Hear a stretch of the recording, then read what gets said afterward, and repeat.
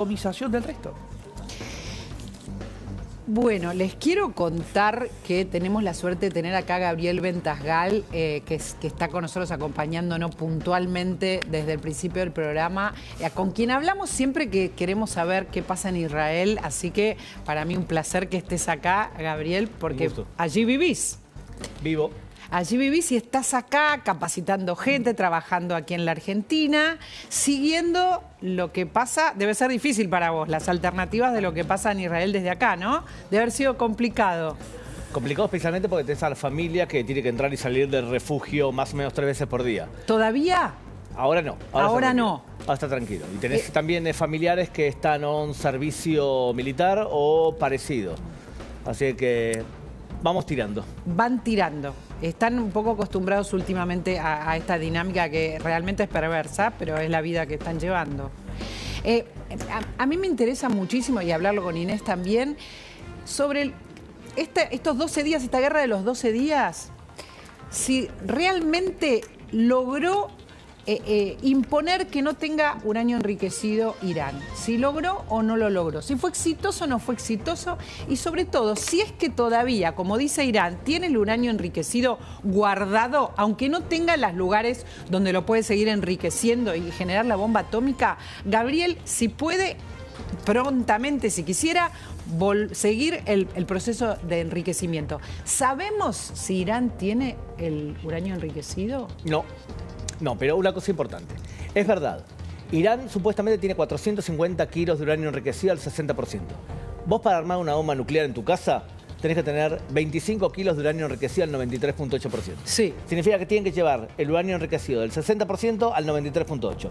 Para eso necesitan centrifugadoras. Para eso también necesita científicos que lo hagan. Entonces Israel lo que hizo fue atacar las capacidades nucleares. Quizás no destruyó todo el uranio enriquecido, pero sí atacó las intenciones. Es correcto, los científicos y los lugares donde se hace, ¿verdad? Por lo tanto, la pregunta del millón es si atacaste todo bien, suficiente como para desalentar ese desarrollo nuclear. Yo creo que en principio parece optimista. Por más que Irán haga ruido que no le importó y que salieron perfectamente bien, no creo que tenga las centrifugadoras disponibles. ¿Cómo hacemos para ver, más allá de los relatos que le conviene a cada mandatario, para saber si de verdad sigue siendo un peligro Irán? Bueno, esperar. Esperar. La respuesta que dio Gabriel, la segunda parte es hay que esperar, lo dicen absolutamente todos los especialistas. Hay algunas declaraciones e informes que nos permiten ir tratando de poner las primeras piezas de un rompecabezas que no se va a terminar de sellar hasta dentro de un tiempo, que es, ayer el propio canciller iraní dijo que el daño sobre las 3 plantas nucleares había sido muy importante. Lo mismo dijo... Dicen también que ganaron la guerra, ¿viste? Sí, pero eso es relato interno. Claro, o sea, claro. Afuera de la...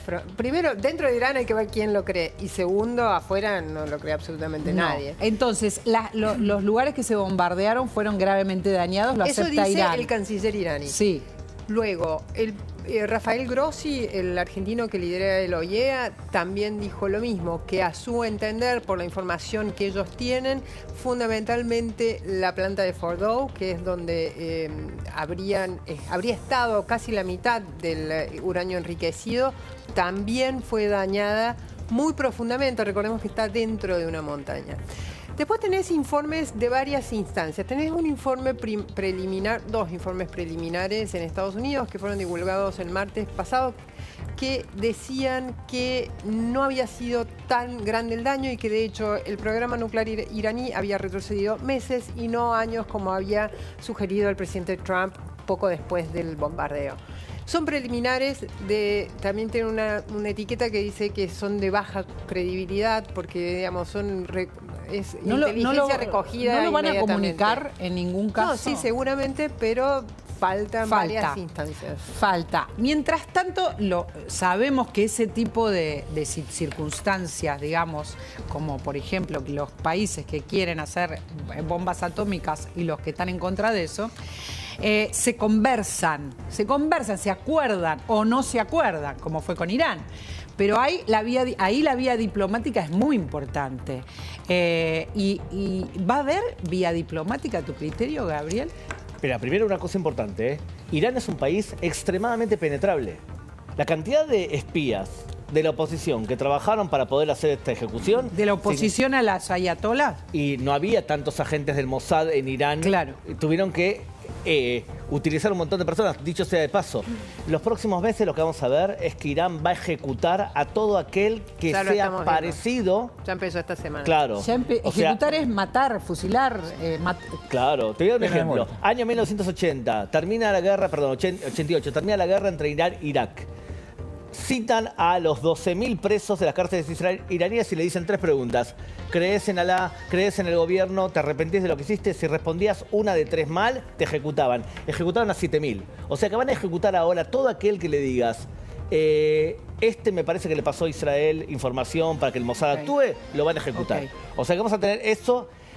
A tu pregunta, si se había destruido, no, hay muchos agentes adentro que seguramente dan una información más confiable de lo que creo yo dice la prensa. Obviamente para semejante operación y semejante éxito en relación a los científicos y en relación a las instalaciones tiene que haber habido mucha infiltración o mucha gente adentro ayudando en la operación. Ahora, otra vez, la pregunta es si hay que sentarse a conversar para ver quién tiene la bomba atómica, ¿no? Teniendo en cuenta que Irán no quería sentarse a conversar y acordar, quiso en su momento, Trump detonó el acuerdo, ha habido idas y vueltas, pero ¿qué pasa ahora? La respuesta es sí, van a negociar, pero vos podés negociar una vez que el régimen recibió semejante palazo en la cabeza, que ahora el dilema para el régimen es, si siguen este camino puede ser que el propio régimen esté en peligro.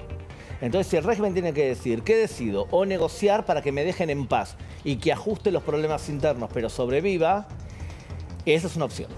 Creo yo que el régimen lo que más le importa es mantenerse vivo. Que no cambie, digamos, que no vengan otros, ¿no? A ver, para que un régimen caiga necesitas 2 condiciones. Una, que el régimen esté débil, y ahora está. Y segundo, que hay una oposición interna capaz de reemplazar al régimen. Que yo no creo que dentro de Irán esas fuerzas existan.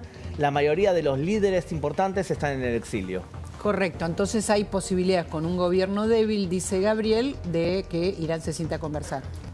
Sí, yo creo que probablemente se sienta a conversar con la OEA, es donde, digamos, la puerta de entrada. La energía nuclear del mundo. Exacto, el organismo que dirige Grossi. Y primera etapa va a ser... Veamos qué es lo que efectivamente sucedió en las plantas y ahí es donde probablemente el resto del mundo sepa. Más allá de los informes de inteligencia, que bien dicho está por Gabriel, está súper infiltrado el gobierno iraní, por lo tanto ya tengamos una mirada preliminar. Después de eso, bueno, allí sí entra también la capacidad del resto de los protagonistas y la voluntad del resto de los protagonistas de decir qué tipo de negociaciones quieren. Es una negociación para permitirle cierta capacidad nuclear. Es un tipo, como fue el último acuerdo, el firmado en 2015 por Estados Unidos de Obama, Europa y Rusia también. Sí. O es un acuerdo que no quiere absolutamente nada, saber nada de energía nuclear. Tenemos novedades que nos trajo Inés sobre Trump. Por estas horas vamos a hablar de él. La relación entre Netanyahu y Trump, ¿por qué momento estaría pasando? Porque creo que buena, ¿no? Para mí fue todo un simulacro. Eso de no me habían dicho, no sabía. Para mí fue todo simulacro. Trump y Netanyahu están súper recontra coordinados para hacer lo que ocurrió ahora. Porque había una ventana de oportunidades. O sea, esto iba a ocurrir y si nos entrevistamos varias veces, me entrevistaste varias veces y yo te dije varias veces, Israel va a atacar a Irán. Sí. Era obvio. ¿Pero por verdad. qué? Porque en octubre del año pasado, y lo que hizo Israel fue neutralizar las capacidades defensivas de Irán. O sea que hasta que vuelvan a poner capacidades defensivas, tenía que ocurrir el ataque y estaba Donald Trump. Iba a ocurrir. Yo no creo que todo lo que ocurría alrededor fue porque sí. Negociar durante 60 días fue a propósito. El hecho de que entró Estados Unidos para evitar el bloque aislacionista dentro del Partido Republicano en un momento puntual también fue a propósito.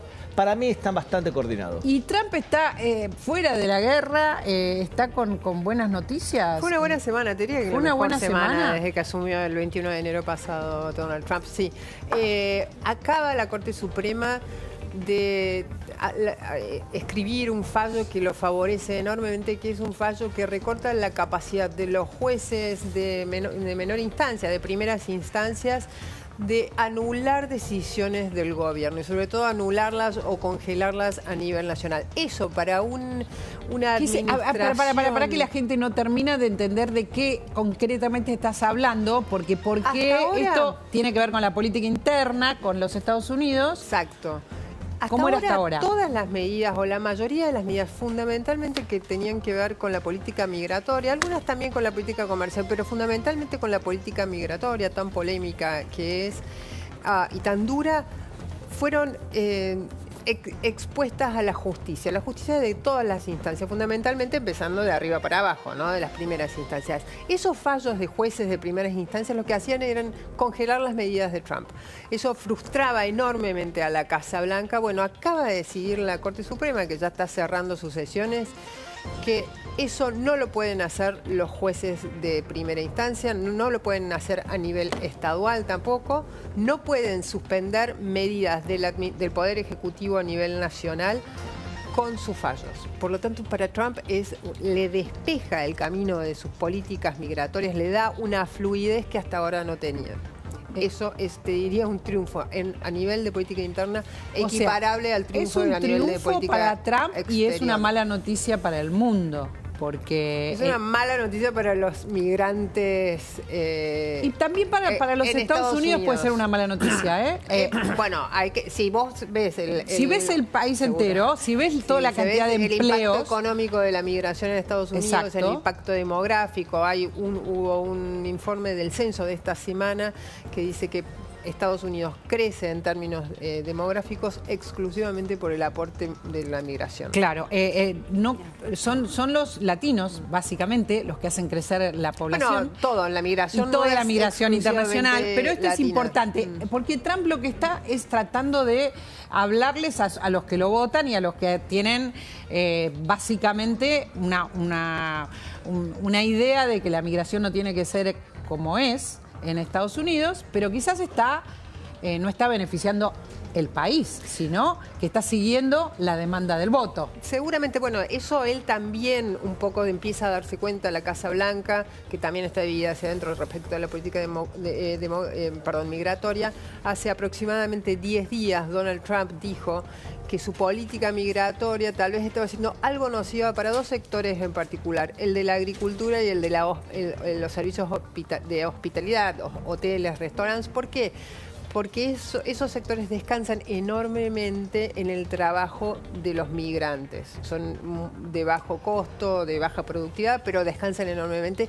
Y había en varios estados, por ejemplo, granjas que directamente dejaron de funcionar porque todo su personal había sido arrestado por el ICE, el servicio de aplicación de la ley migratoria y de aduanas, y había sido reconducido a un centro de detención. Entonces, se quedan sin trabajadores, por lo tanto empiezan a cerrar. Se quedan sin trabajadores y sin nuevos nacimientos. Totalmente. Algunas cosas quiero contarles, tengo que compartir unos consejos. Antes que nada, gracias, Cristian, por haber venido. Sé que estás haciendo un montón de encuestas, que estás en la calle todos los días y que hiciste un esfuerzo para estar acá. Millones de gracias. Gracias, Gabriel. Muchas gracias. Gabriel está haciendo capacitaciones importantísimas en la Argentina.